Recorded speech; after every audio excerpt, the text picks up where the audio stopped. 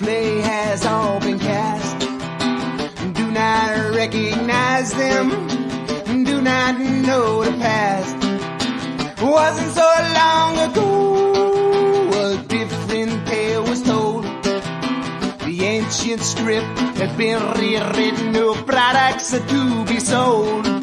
Yeah, they got you where they want you. Yeah, they put a spell on you.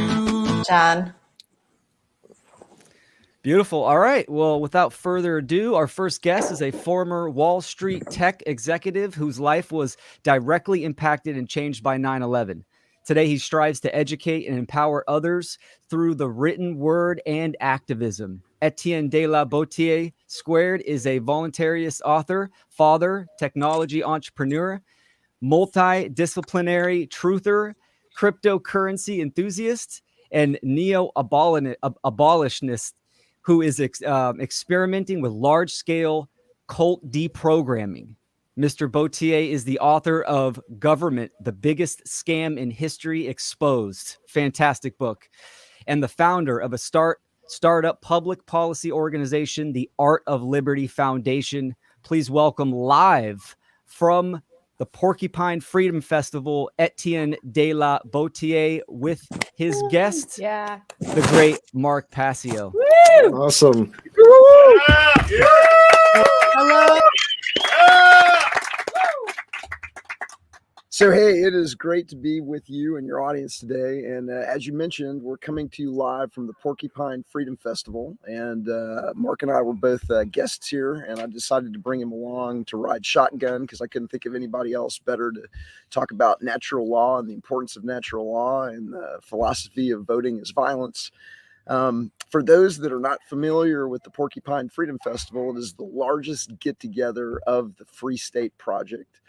The Free State Project is an effort to move 20,000 plus libertarians, voluntarists, peaceful anarchists to a single state where they can have an outsized impact on rolling back government just in the short term, protecting life, liberty, and property. And in the long term, who knows, perhaps a peaceful and orderly secession from the United States and creating a laboratory of liberty where we can prove that you can have peaceful and harmonious societies without government. And so we're in the White Mountains of New Hampshire with about 2,500 to 3,000 plus freedom lovers. And we're going to talk today about why voting is violence and you shouldn't participate in organized crimes, rigged poker game, except in New Hampshire. And so, Mark, do you want to introduce yourself? And Well, I'm Mark Passio of whatonearthishappening.com.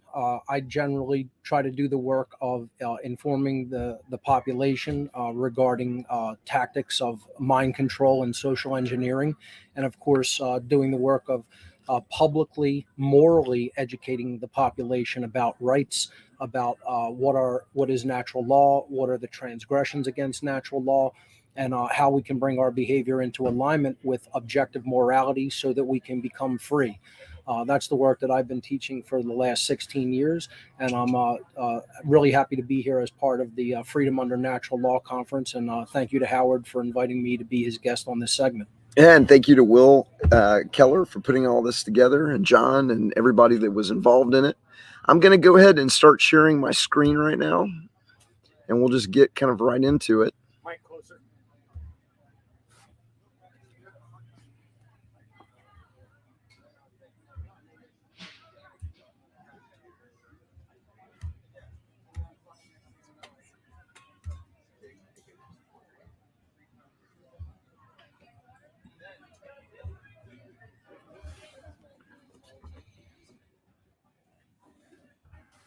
So we already, briefly mentioned my background. I'll just say that I've been a past operating executive of technology companies, a past board director, board advisor. I used to do technology for Fortune 25, 100, 500 companies. I worked on Wall Street. In my youth, I actually ran a national third-party political campaign and worked at one of the big four think tanks. I was part of DC and Northern Virginia's largest CEO network, and I was really blessed to be able to see government up close and personal from Northern Virginia, right outside of Washington, D.C., where I was shocked to discover how it worked, how it really worked.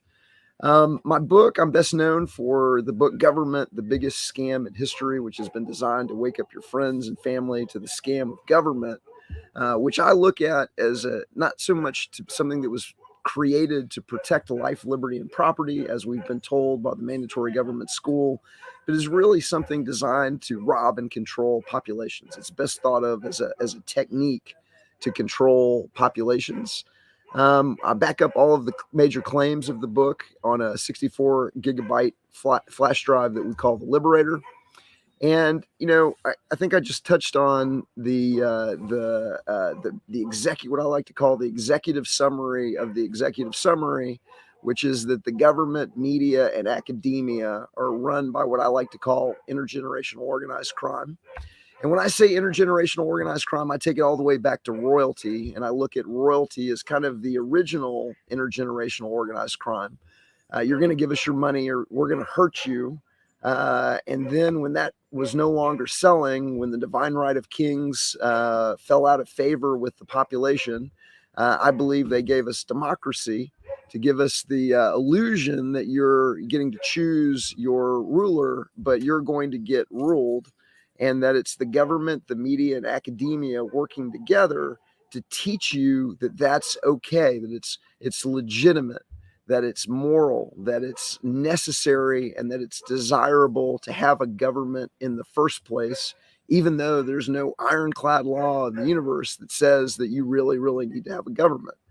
And so monopoly media and academia control the population, the information receives to hide the illegitimacy, the illogical nature, the immorality, and the criminality of government. And, when you think about how we should be living on this planet, freedom and liberty should be the default. Man is born free, but everywhere he is in chains. And most people on the planet, because they've been forced to go to the mandatory government school where the teacher, the priest, is using unethically manipulative techniques of indoctrination and education. They're forced to learn that the default view is that government is the provider of freedom and liberty, not that you have freedom and liberty that has to be protected by government, but that government is the driving force. Is there anything you want to add to that? Well, I mean, I personally always look at this from the moral point of view, as you brought up, and our entire society, as you said, is designed in such a way to try to convince us that the whole situation of having a government is somehow morally legitimate. And one of the things that I always do that you just brought up earlier was compare government to royalty. I always ask people, was royalty ever a moral situation? So if you really just sit and think about what royalty was, it was the idea that authority is vested in one human being as the sovereign, the king or the queen. And they have the right to issue commands to their subjects. And if we're really being honest with ourselves and dropping euphemisms, being a subject means being a slave. You don't have the option to not comply, or as you said earlier, they would send their henchmen to do violence unto you if you didn't comply with the decrees of the king or the queen. So I just always ask people to just consider, is that a moral situation? Is there any morality in one person saying, I have authority over another person, and they are essentially my subject / slave, and they must obey my decrees that I call my laws, or I will indirectly conduct violence to them through order followers that I order to go and follow my bidding and do violence to otherwise peaceful people? Was that ever in human history a moral situation? And I think if people are being honest with themselves, they will acknowledge there's no morality in that. That's inherently violent. So, as Howard said, they dropped that storyline, right? That storyline was no longer working with people, the divine right of kings. right? So they decided to, euphemize it and turn it into this thing called government, whereby they try to convince people that they're somehow involved in the decision making, when that's just illusory, and they're basically, picking a new master over a course of 2 or 4 years. So, but think about the situation in the ancient world, right? If all the subjects could get together and vote on who the next king or queen would be, instead of it being based on bloodline lineages, would that be a moral situation? Is that not still perpetuation of violence, right? If all the subjects can say, well, this person's going to be voted in to be the next king or queen, the same situation of violence is still in place. Nothing has changed there just by giving the people the right to, quote, choose a new king or queen. Even if it were true that they're really picking them, it's not really the case. That's also illusory, that we're choosing our next government leaders, right? It's all a scam, as Etienne rightly points out. But I always just ask people to look at it from the perspective of, was royalty ever moral? Could there be such a thing as a moral or ethical king? It's not possible, because the entire ideological basis of having a king or queen is that they have authority vested in them over other people. And then that authority is always backed by violence. It's always backed by, if you don't agree to abide by my edicts, my commands called laws, then we will send henchmen to do violence unto you. And that can never be moral. There's no morality in that. So anybody that supports that situation is supporting violence. It's actually very logically simple and very logically consistent with itself. The problem is us. The problem is human beings aren't honest with themselves about what that situation is. They want to justify it. They want to euphemize it. As I talk about in my work, justification comes from the Latin roots jus and faceo. And if you put them together, it means literally to create a right. Jus means a right, or that which is moral. And faceo, facere in Latin means to create or to make. So justification, we put those root words together, and it literally means to create a right. Okay? Jurisdiction is another thing. They say they have us under their jurisdiction, their authority. Jus juris, right. Okay? Dicto dictere in Latin means to speak or to say. Jurisdiction just means to say what a right is, to speak and therefore create a right. And this is what humanity tries to do with government, is make justifications and create rights from wrongdoings. To make a wrong into a right is all people who say, we're going to implement a government, we're going to delegate authority to them that we ourselves don't have as individuals, but we can magically turn those wrongdoings into a right because we do some pseudo-religious ritual and call it government. It's never been moral. It can never be moral.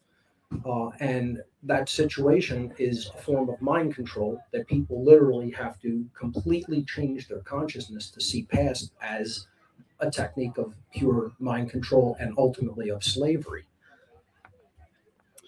Which is an excellent segue into my next slide, which for the folks viewing here says it is impossible to have a legitimate government. Now, I know that everybody that, we've got a sophisticated audience and everybody here knows it, but I really do want to reinforce it for anybody that's tuning into this for the first time, because I'm kind of frequently shocked as to, how often that I'll be on a podcast and I'll go over this with the host. And right after I explain that it is 100% impossible to morally, legitimately, logically have a government. It's impossible to delegate rights that you don't have personally to a representative or to a government, that you can't be bound by a social contract that you didn't sign. And if democracy isn't valid for me and two of my friends voting to rob you because there are two of us and one of you, then no additional number of people is going to make it moral and legitimate.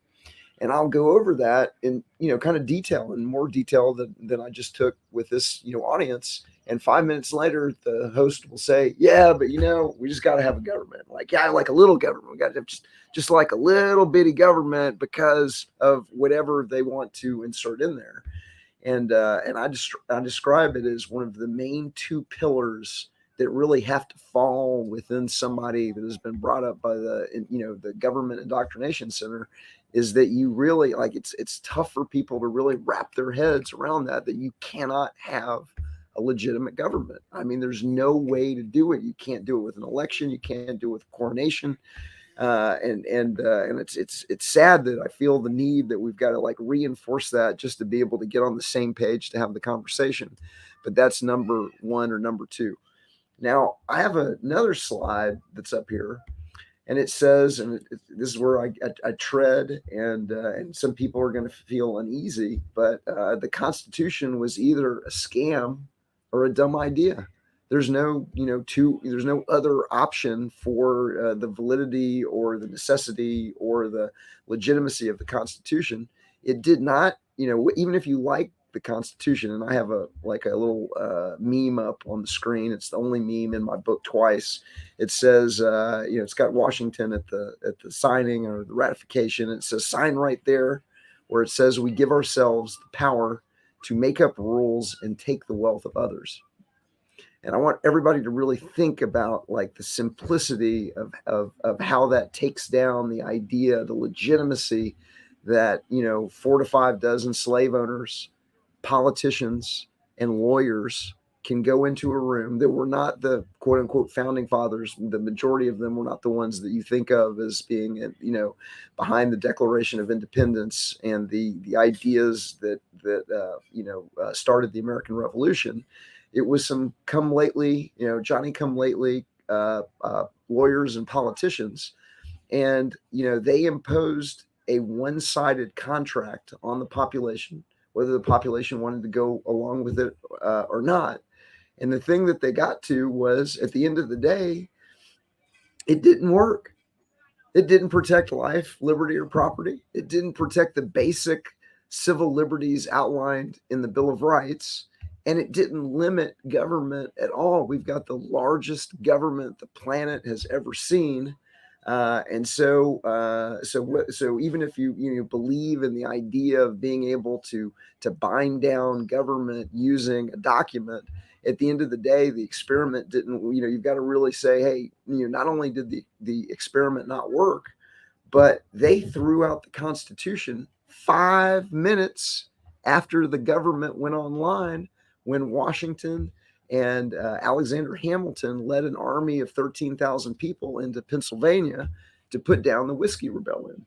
And so they threw that Bill of Rights out the door 5 minutes after they had the new government in power. They went into Pennsylvania. They rustled people out of their homes into the snow in the middle of the night. They searched homes without warrants. They forced the population to pay a tax that frankly benefited large distillers like George Washington at the expense of smaller distillers. Okay. And they began to enforce this, personally enrich themselves through taking offices in the new government. So 80% of the participants to the Constitutional Convention, okay, that was not authorized to replace the Articles of Confederation, was only authorized to amend the Articles of Confederation. Once they produced an unauthorized representative and they got it online, they threw it right out the door and they began to tax the population for the benefit of some at the expense of others. I want to kick it on that as a Pennsylvania relative. I definitely like to add to that. And I'll preface this by saying that I've been a very strong advocate of the idea of what the original intent of America was supposed to be. So going back to the idea of the Constitution being either a scam or a dumb idea, I personally don't see it as a scam, but I do think that it is a axiomatically flawed ideology of formulating a government. So if you look at the Declaration of Independence, it rates, if we measure it on an actual scale of consciousness, the researcher David Hawkins actually came up with a scale for consciousness, a logarithmic scale. And the Declaration of Independence rates quite high on this scale of consciousness. It would be considered something that, if we all really deeply understood what's being said in it worldwide, humanity would certainly be a free people. The problem is, right as Etienne was saying, almost immediately thereafter of freeing ourselves from the rule of the crown, we immediately went back to axiomatically flawed ideas that we have to constitute a government to somehow control the population. If you rate the Constitution on this same scale of consciousness, it rates exponentially lower in consciousness compared to the Declaration of Independence. So I don't, again, see it as a scam deliberately instituted, but I see it as the people who implemented it simply weren't at a high enough level of consciousness to understand the inherent immorality in government as an idea. This is where my work tries to get to the causal factors of human problems. You could research the symptoms from now until the end of time, and all you're basically doing is describing your cage. And the whole point is not to put yourself in the cage by the causal factors. And the causal factors always lie at the mental level. Everything that exists first exists as a thought. And then from our thoughts, we proceed into carrying out into physical manifestation what we believe in the mind, or what we want to see, and we formulate that in the mind. This is the entire problem, is that we have axiomatically flawed thoughts. We're not taking things back to first principles of morality and gauging whether or not to implement that thing is actually an inherent moral right that an individual possesses. We never take it down to that level as a people. Not obviously individuals here have thought at this level, because they take philosophy seriously, and they know that philosophy is really ultimately the answer to get out of this situation of slavery in which we've worked ourselves into. But going back to the point here is that you have to work out those ideas that are axiomatically flawed. You have to work them out of your mind like the viruses that they are. And the problem is most people have stayed attached to these things with religious fervor. Yep. They don't understand that those very thoughts that they hold dear and think that are true so deeply are actually the things put there to enslave them. And they have to understand that the pathway for freedom is actually undoing all the immoral thoughts, the thoughts that people believe can somehow be morally legitimate, but in practice in the world, they're actually based in violence, which can never be moral. It's teaching real morality, real objective morality. When people hear morality, they got to put out of their mind religion, number one. Religious morality is not true morality. Anybody that believes that any religious system is teaching true morality is sorely mistaken and under mind control. Religion is not put here to do that, just as government isn't put here to protect your rights. Religion's here to teach people a false notion of morality when there's a real one, because the people who want the slavery system to continue, you don't think that they've infiltrated all religions like they've infiltrated every other institution of humanity? They've infiltrated government, they've infiltrated media, they've infiltrated education, they've infiltrated entertainment, they've infiltrated law enforcement, banking, military, but they just haven't infiltrated religion, right? They're not there to teach you a false morality so that you continue to believe that ideas like government are actually moral. No, religion could never be that, That's all I have to say, because, it's something that people have to really consider from a higher level perspective and a more streetwise perspective. They have to stop being so naive in their thoughts that, just somehow one institution gets a pass, and that they've been doing the right thing all along. No, it's all in with the same mafia. It's all in with the same cult. the same scam as Howard talks about. And it's just there to get you to buy into a false notion of morality instead of understanding real morality, which could never, ever see something like government as something morally legitimate when it's based on coercion, violence, and duress, things that no human being should ever be held in. So my next slide for those here in at PorcFest is meet the new boss, same as the old boss. And there's a picture of Joe Biden and a picture of Donald Trump, and they're marked Tweedledee and they're marked Tweedledum. And the purpose of the slide is there's a list of things that whether you're a Republican or you're a Democrat, that the ruling power structure is 100% in complete alignment on. So the Republicans and the Democrats, if you think about, the game of politics as it's played in the United States today, is the Republicans are saying, hey, elect my guy, and he's going to rob everybody, and he's going to put these policies into practice. And the Democrats are like, no, wait. Elect my guy, and he's going to rob everybody, and he's going to put these policies into practice. And voluntarists, and peaceful anarchists, and anarcho-capitalists are the only ones that are really pushing back, saying, hey, let's not rob anybody. The world's a self-organizing system. It produces spontaneous order. Everything the government does would be done better, faster, and cheaper by the free market, by mutual aid societies, by co-ops, by insurance companies, by genuine charities. That's the version that you're never, ever allowed to discuss in the mandatory government school system.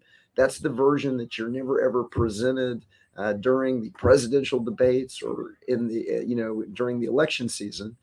And if you really, really think about it, the Republicans and the Democrats are 100% in line on all of the issues that are important to the ruling oligarchy or kleptocracy or oligarchical kleptocracy or whatever you want to call the kind of government that we live under. But it's either a kakistocracy or an oligarchical kleptocracy. But they're 100% in line. They were 100% in line on the COVID. They're 100% in line on forcing unnecessary vaccines on the population. They were 100% in line on taxing and thefting you. They're 100% in line on them giving orders and you obeying the orders. They're 100% aligned on NSA, CIA surveillance of the population. They're 100% in line on crony capitalism that should best be not even be called capitalism, should just be called cronyism. They're 100% aligned on private prisons for victimless crimes. They're 100% aligned on regulatory capture of agencies where they allow that to go on year after year, where there's a revolving door between industry, the military industrial complex companies, the pharmaceutical industry going in and out of the agencies that regulate them so often and frequent that there's actually a term in economics to describe it called regulatory capture. They're 100% aligned on no bid contracts. They're 100% aligned on trillions missing from the Pentagon. They're 100% aligned on TSA, molestation and security theater. They're 100% aligned on fractional reserve banking. They're 100% aligned on bank and on bailouts and stimulus for the COVID and for banking, scams. They're 100% aligned on AMA, monopoly medicine. They're 100% aligned on mandatory government schools. They're 100% aligned on false flag bioterrorism for police state measures. So if you really think about it, they're 100% aligned on almost every single issue, but they get the population ginned up and accept and on football issues, from gay marriage to transgenderism issues that I'm not saying that they're not important, but in the grand scheme of things, they're not as important as all of the things that keep us enslaved and being tax farmed by Washington, D.C. I like the title of that last slide, which was "Meet the New Boss." Because it's the same as the old boss, as the saying goes. And this is exactly what the New World Order is. The old world order was the structure of royalty. If you look at that as the ancient world's tyranny, the old world order, it's very easy to see that this is an ancient religion. Authority is an ancient religion. There's nothing new about it. It's been here since humanity has been here as a species. We've really existed as a slave species since our inception, regardless of what you want to think that those origins are. That's outside the scope of this little talk. But if we look at royalty as the old world order of tyranny and slavery of humanity, and we look at how they modeled government, it's identical. The new boss is same as the old boss. The old boss, the old world order, is authority vested in one being, the king or the queen. Then you have a hierarchical structure of control over the people, where the people are at the very bottom. And in between, you have middle managers and you have enforcers and thugs that are willing to do violence to other people for whatever carrot is dangled before them. The order followers are the people who actually keep the system of slavery in place. And, that's the structure. It's a top-down pyramidal structure with one person vested with authority at the top of the structure. That's the old world order. The new world order is the same religion as the old religion. Nothing has changed. It's the same inherent violence. It's the same belief system that keeps it going, based on axiomatically flawed ideology in the mind of the people that believe that this is somehow legitimate when it is always immoral. And we've just euphemized the terms, and we've divested the authority a little bit. So the divestation of authority comes in the form of an oligarchy. As Howard was saying, it's an oligarchical kleptocracy, right? I call the ruling class a technocratic occultocracy is my term for it, because they're technocrats. They want to manage the population through technology as a control mechanism, and they're occultists. We don't have a matriarchy, a patriarchy. We have an occultocracy ruled by the occult, ruled by a hidden elite that really is the power structure behind the ostensible power structure of government. The government people, the politicians, they're put there to make you believe that you have some kind of choice. You can somehow vote your way to freedom. And these guys are puppets on strings, and the manipulators are the occultists behind the scenes, who really know how to manipulate the mind. If you want more on that dynamic, I suggest checking out Larkin Rose's film, The Jones Plantation, because he did an excellent job portraying that in the film. Got a chance to see it here at PorcFest. But the New World Order is the same religion as the Old World Order. It's based on the same nonsensical religious beliefs that there can be authority vested in man, in humanity at all, right? And that now we've divested that authority into an oligarchical few, and we've euphemized royalty. We've euphemized the divine right of kings. Now it's just called government, but it still has the same so-called authority to make law and to bind people to it and to do violence unto them if they don't obey. It's set up with the same hierarchical structure, and it's just euphemized, and the authority, so-called, is divested into an oligarchical few instead of one. So the old world order and the new world order are the same thing. The old religion is the new religion. And as the old saying goes, there's nothing new under the sun. Nothing has changed here, because the causal factor, the belief in the mind at an axiomatic level of what is true and what is real, has not changed. And until that changes, expect slavery. So the second big pillar that has to fall is that if you're participating in government, the realization needs to be, if you're voting for, advocating, or supporting government, then you are, number one, voting to rob your friends and neighbors who disagree. And so there's a kind of flawed belief in the United States that it's okay to vote for a politician that's promising you other people's stuff, even though you're not allowed to take the stuff yourself. But through the process of voting, there's now a middleman that makes something that would be inherently immoral and illogical now moral and illogical because the mob decides to play in the game. If you're voting or you're advocating for government, you're essentially advocating violence as a solution to socioeconomic problems.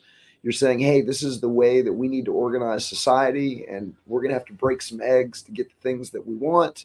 But that's how you make an omelet, and it's just it's the way that it has to be. And then the final thing against voting is you're essentially legitimizing the system that is enslaving you. And so the people that, I think that one of the reasons that the government has everybody on the government's teat, or as many people on the government's teat as they possibly have, is it creates a faction, a power faction within the country that is supporting government because they're receiving some kind of, income redistribution, whether that's the Social Security system, whether that's the salaries of the bureaucrats, whether that's the salaries of the enforcers. They've got enough people that are behind it that it's hard to talk a man out of something when his salary. It's hard to convince. It's hard to convince someone of something when his salary depends on his not understanding it. It's hard to get a man to understand something when his salary depends upon his not understanding it. And so I've got a little graphic here for those that are at PorcFest of a politician at a dais, saying, I will act violently on peaceful people to acquire. And then there's 4 different buckets that are kind of outlined. And so minarchists, they say, well, I will act violently on peaceful people to acquire fire protection, roads, police, military, and the courts. And then conservatives say, I will act violently on you for those things, but also for unemployment insurance, retirement insurance, limited health care for seniors and the poor, limited housing, the safety net, and education.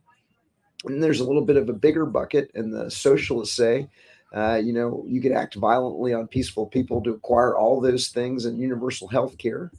And communists say, I will act violently and peacefully on people to acquire all of those things, plus housing, food, energy, and clothing. And then at the very bottom, there's a separation. And there's the voluntarist idea that I'm not willing to use violence against peaceful people. I will seek to acquire desired services through voluntary relationships. And that's really what separates us as voluntarists from the other political isms. And so I like to describe voluntarism as the only ism that is fair for everybody.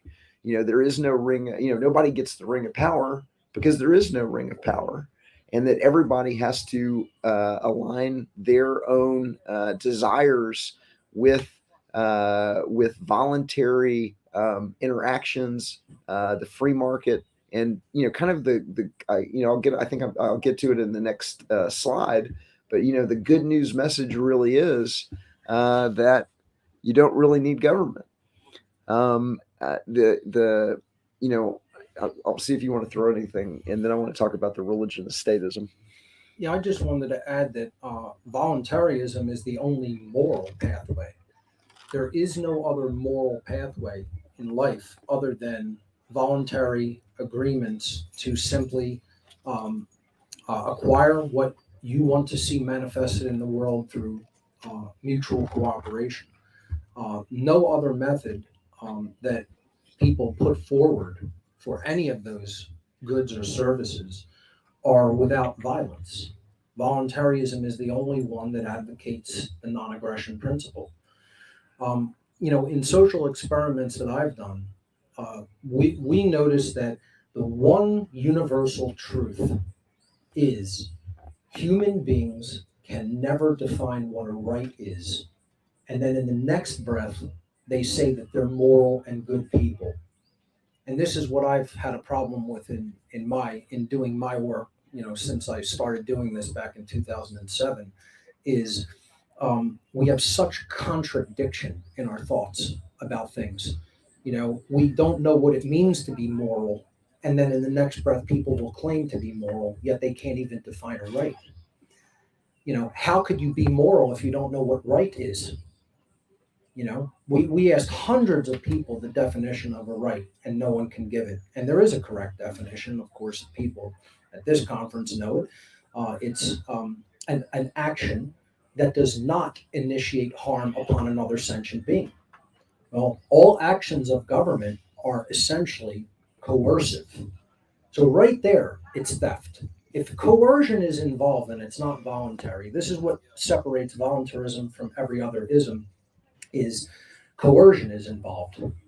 If something's not voluntary, by definition, it's coerced, and therefore it is not a right, because coercion is the threat of violence if one does not comply with what someone else wants someone to do.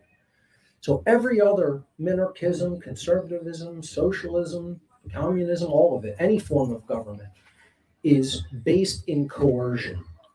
If it's not based in direct violence, it's based in the threat of violence. It's implied violence. It's saying violence will come unto you unless you comply and do what you're told.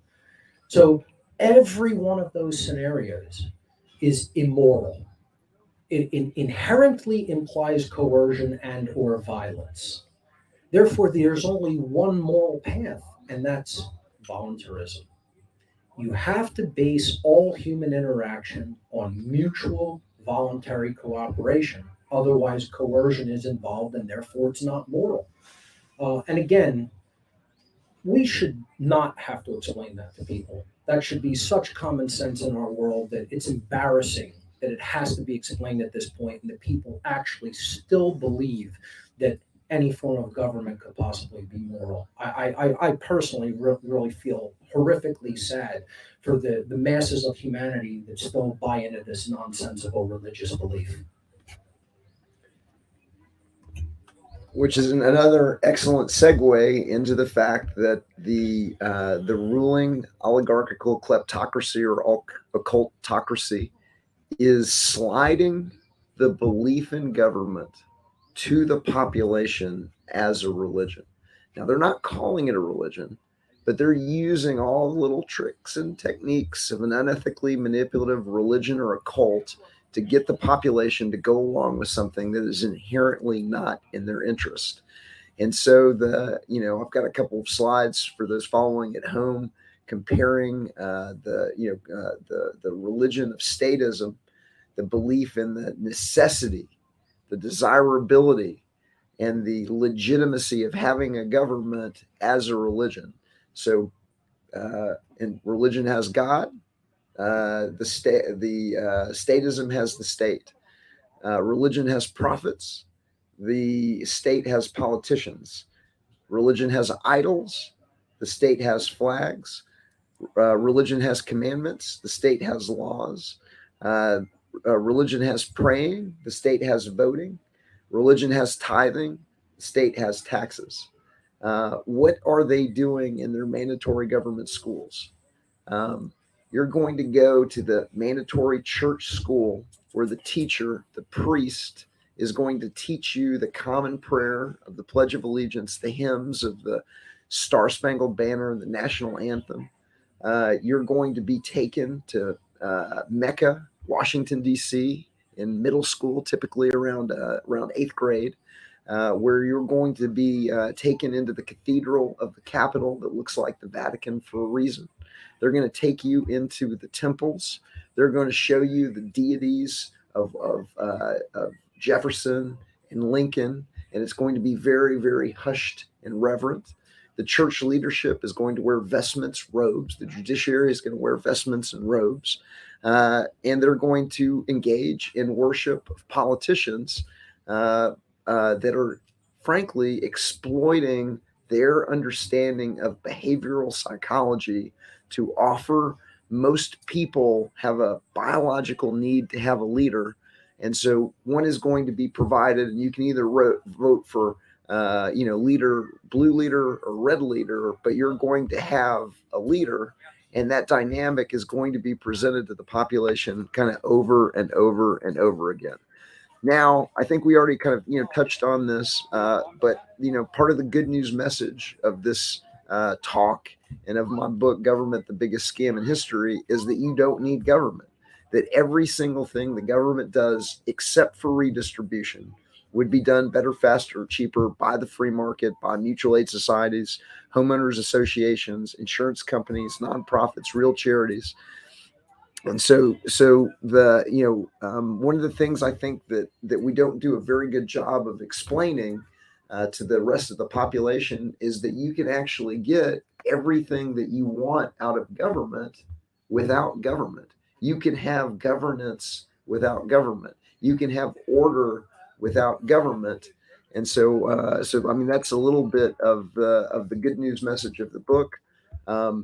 Voluntarism is the rebrand of anarchy, but it's also the understanding that the world is a self-organizing system. It produces spontaneous order, and the world is capable of producing large-scale organization without any kind of centralized coordination whatsoever. If you think about a grocery store, it's an incredibly, incredibly complex system that is coordinating the actions of millions of people on 6 continents without any coercion, where everybody in the supply chain of growing and distributing and retailing food is compensated for their effort. It's providing avocados in 4 different seasons, and strawberries in 4 different seasons, and berries in 4 different seasons. And it's doing so without any kind of department of grocery stores. It's doing so without any, top-down hierarchical control whatsoever. And cars, computers, smartphones, bookstores, airlines, movies are also examples of large-scale supply chains and complex organization without any centralized control. And that really is the good news message, that you don't really need government to have everything that you want out of the government to do will be done by the free market. I think that's an excellent summary. I'd like to just touch on the idea briefly of government or statism being a religion. And that slide was very powerful, showing all the ways that it is almost identical to any other religious belief system in the world, similar to the cultural religions of Christianity, Islam, Judaism, Hinduism, etc. But I want to take it back to the idea that really religion is the problem, because that's all statism is a manifestation of. Religion is the idea that you believe in a mental construct that really isn't true or does not reflect reality, nature, the universe, how it really works. And you stay very fervently attached to that incorrect idea.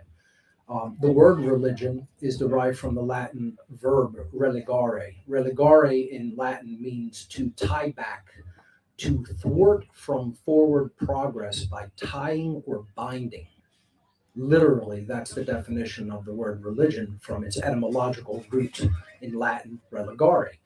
I talk about this a lot in my presentations because I try to make people realize any mental process that holds you back from where you actually say you want to go in life is a form of religion.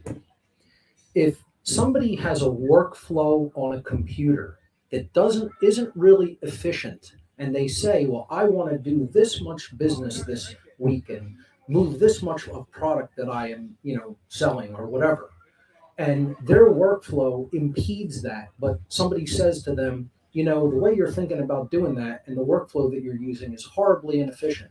And their answer is, well, hey, that's the way I was taught. That's the way I always have done it. I don't know how to do it any other way, and I'm sticking with this method. That is a form of religion.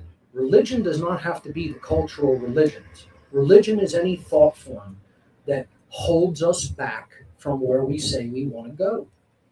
And that is what statism is. It's a religious virus that is embedded in the mind by the social engineers who want to keep us enslaved. The population has to stop believing in the nonsense that this religion postulates as true when it isn't true. And the second part of what I wanted to add an addendum to is it's not just a religion, it is a cult. The definition of a cult is a religious belief system that is dangerous to non-adherents. So if you don't believe in that religious belief system, the members are willing to do violence unto other people to support and or propagate their religious thought structure of belief. That's what turns a religion into a cult. People can have all kinds of religions that are not violent, right? That person not wanting to adjust their workflow on the computer because they just don't know any better because they're ignorant, that's a religion in their mind. That's a mental virus running and holding them back from what they say that they want to do. But it's not violent to others. Statism is not only a religion, but it's a cult because it is violent to people who don't accept their fundamentally flawed axiomatic belief systems that they have implanted in their mind. And so the adherents to this religion are actually willing to conduct violence against non-adherents of their belief system. And that's what makes statism a cult.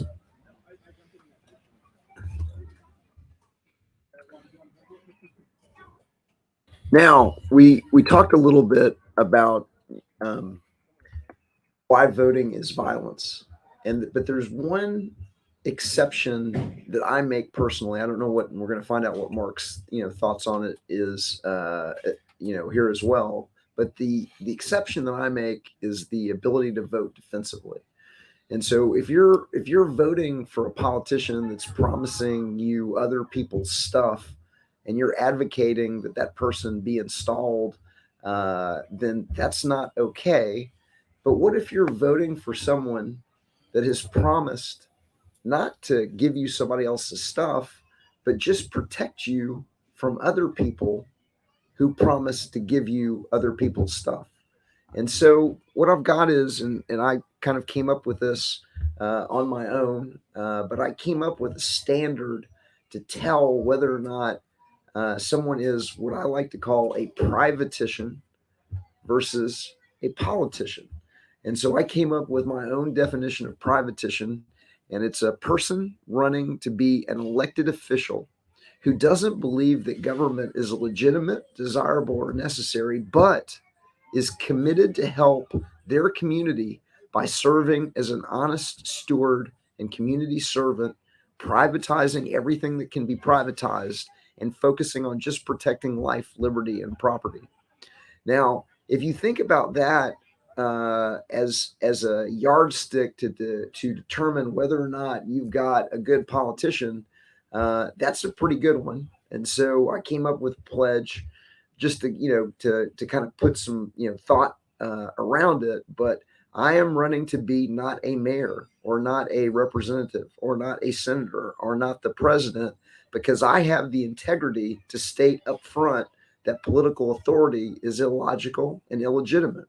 It is impossible to acquire rights that others don't have or exemptions from morality just because people choose to participate in elections. I pledge to use government power defensively to protect life, liberty, and property. I will never vote to rob and redistribute, no matter how worthy the perceived benefits. I will work to privatize government at all levels, reduce the theft of taxes, and encourage private voluntary solutions to societal problems. I am not a politician. I am a privatician. Now, when's the last time you heard a politician take that tact and tell you up front that they're not willing to use violence and that government is illegitimate on its face? I would like to see that this adopted by politicians. I don't know if that's going to happen, but I wanted to really try and put a wrapper around how you can tell if you're dealing with a moral individual that is seeking elected office, or you're dealing with someone that quite literally delusionally believes that their winning an election gives them rights that other people don't have, and that they now have the ability to rob and control others because some people are tricked into participating in a voting ritual. This is my own thing. I wanted to see what Mark's thoughts are on how do you tell a good politician from a bad politician. But is there anything you want to add to that?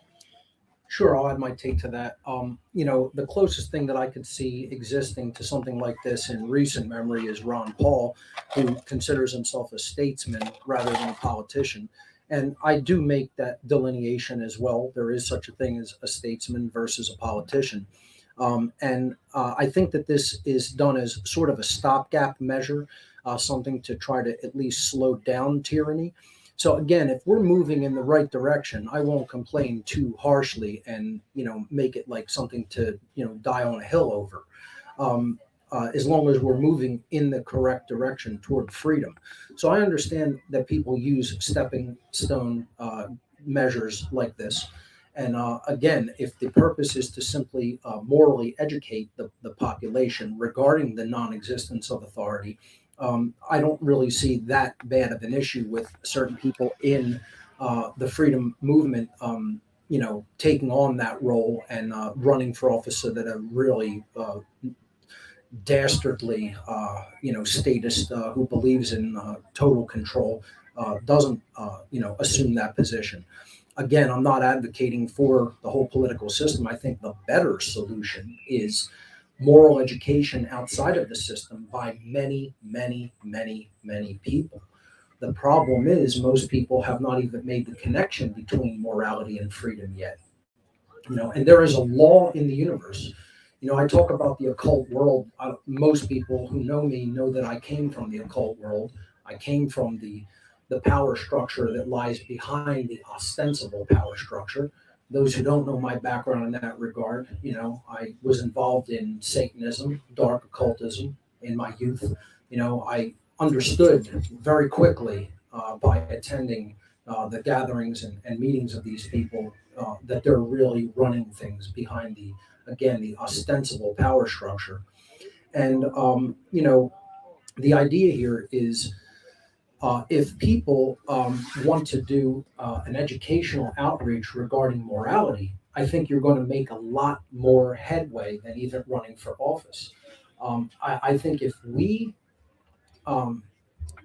act as an example for other people and we speak out boldly and courageously, and we put our formalized work regarding morality out online for all to see and hear, I think that's better than any method that we can use using the apparatus of the state. I understand why people want to do it because they'll have a public platform. They may get on TV and radio, etc.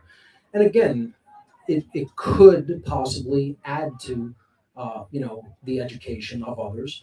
But I personally feel that the best way of going about it is really learning technology as a tool to spread the voice of truth. Truth doesn't have its own voice. Everybody has this notion, oh, truth can just defend itself. It's not really true. I ask people, think about the amount of time of one's life. Take any one individual and just consider the amount of time of their life that they've heard lies spoken to them by any other human being. Lies, untruths, falsehoods. And then compare that to the amount of time that one individual has ever spent actually listening to the voice of truth, actually hearing someone tell them the truth about what's really going on. It is probably a 100,000 to 1 ratio, if I'm being probably generous.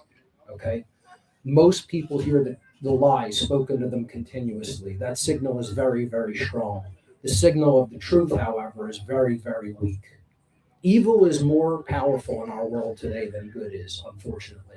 And the idea that evil cannot win, cannot triumph, is utter religious nonsense. Evil can win. Evil has won in many places. Evil can win here. We need to realize that the only way we're going to defeat that growing evil is through proper moral education about objective morality, not religious morality. Religion seeks to turn vices into crimes.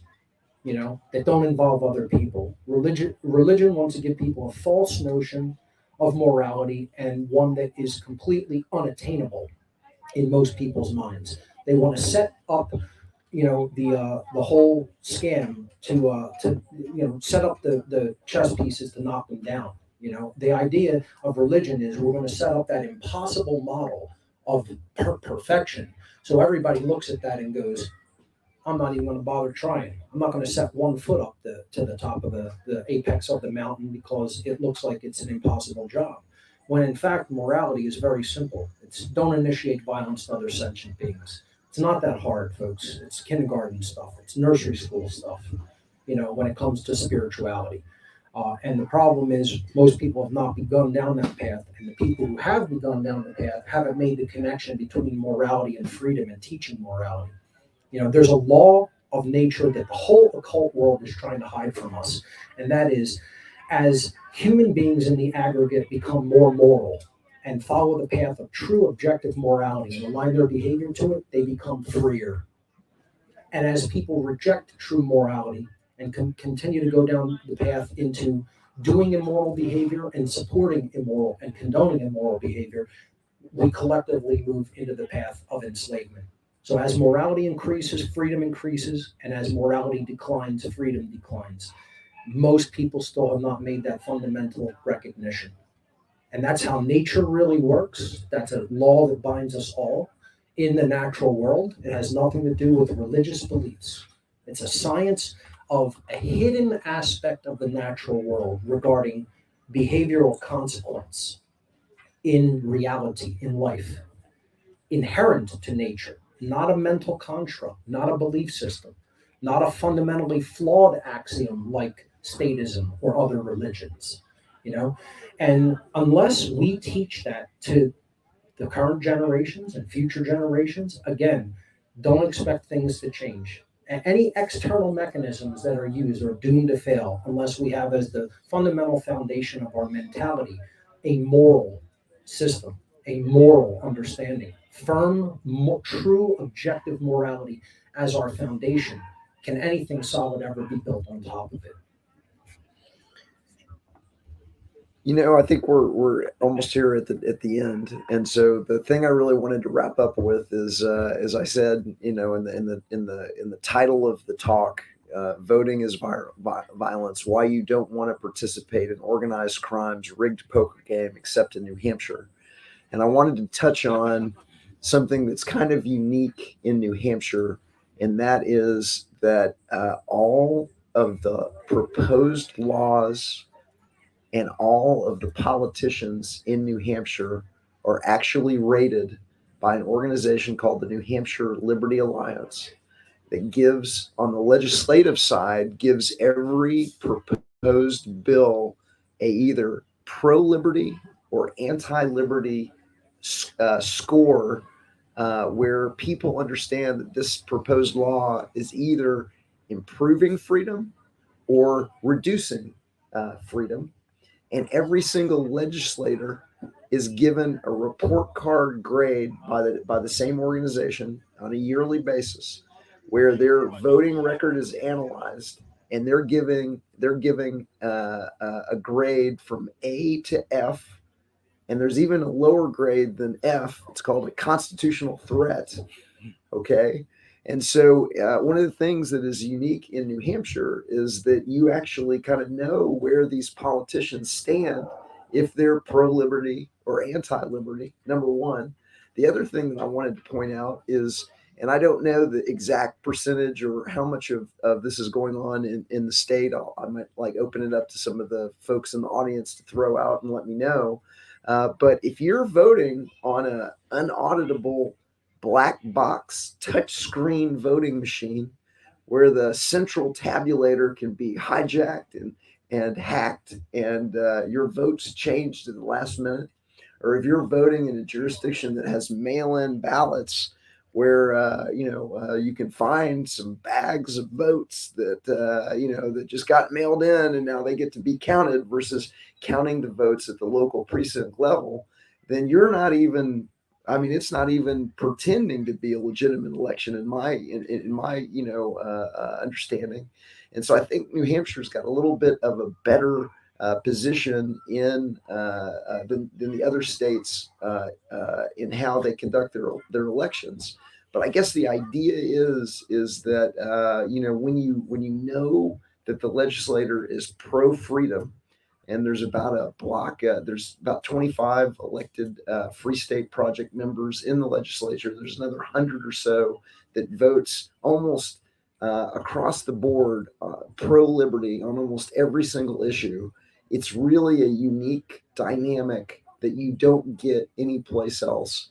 And so we're here at the Porcupine Freedom Festival, and there really is the opportunity in this state to do something magnificent, and that is really roll this back.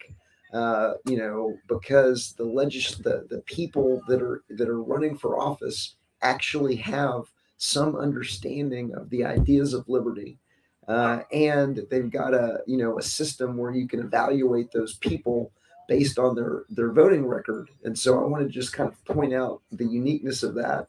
And then I thought I'm not sure how we're doing on time. I'll let Will jump in, but I think that's it for my slides. And so I just wanted to open it up to a couple of questions. If anybody would like to throw those out there, I think we'll start with the folks that are here in New Hampshire, and then if Will's got any way of letting us know if they can take questions from the people at home. Excellent presentation, Etienne. Thank you so much. And thank you, Mark. There's a couple questions actually. Here's one right here I think is important for solutions. How can a population of people defend themselves against a hostile, violent, and murderous regime, such as transnational criminal organization known as the Chinese Communist Party? Very easy. Never give up our rights to firearms and understand what a true militia is. My breakdown of the Second Amendment is something that I would recommend to people. I made 2 presentations, both titled The True Meaning and Purpose of the Second Amendment. That was the full title of the first one. The second one, as a subtitle, was about arms, needs, and cowardice. And this explains what the original intent of the Second Amendment was, in that all of the people have the right to maintain commensurate strength to a military force. That is actually the definition of a militia. A militia means like the military from Latin.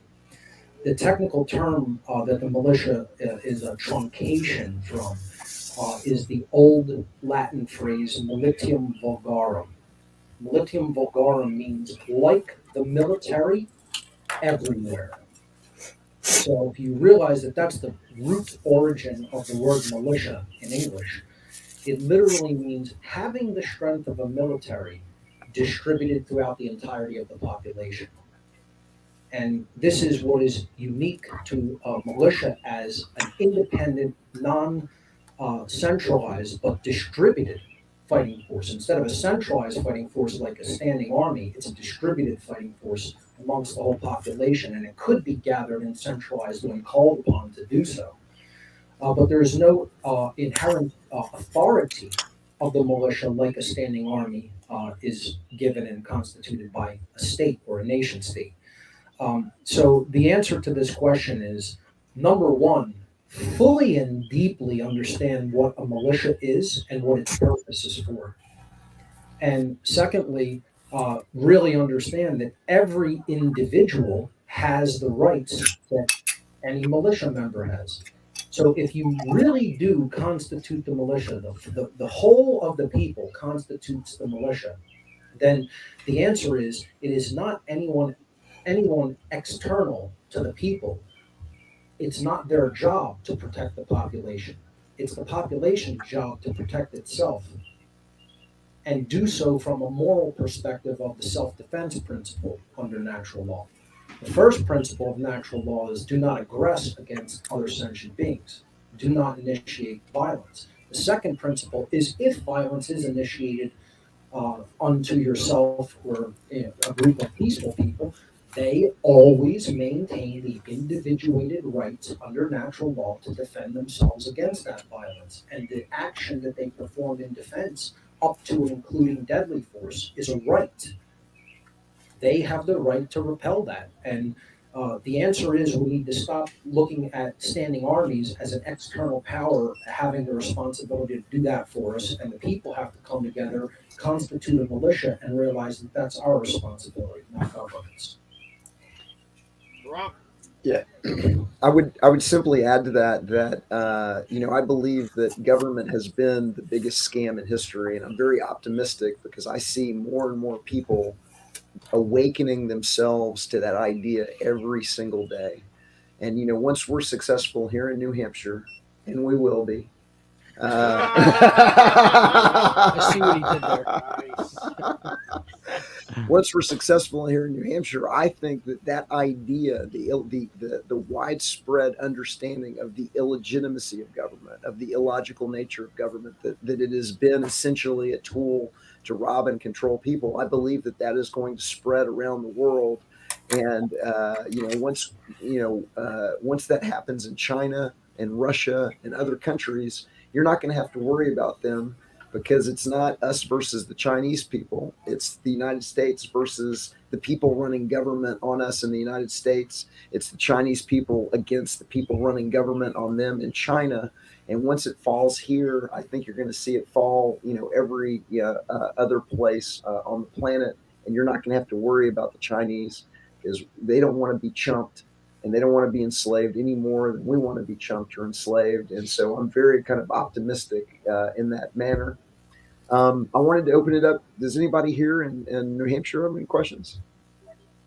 You do. Go ahead and say it, or I can repeat your question. Hi, thank you. My question is for Mark. In your opinion, what course of action will promote the greatest freedom and habitable order in humanity of these two options?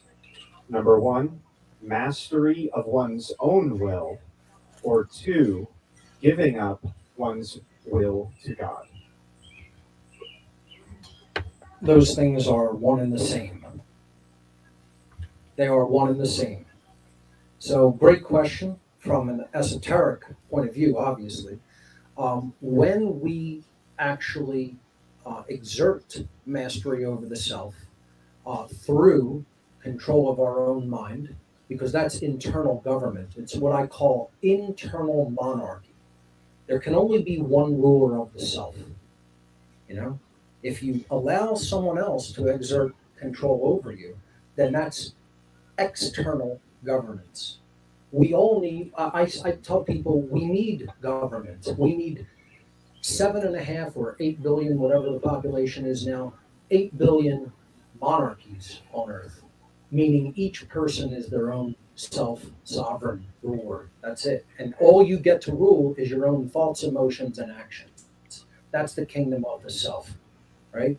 And if that's under correct governance / rulership within, that's what has been referred to biblically as the kingdom of heaven, hence why it's internal. It's an internal state.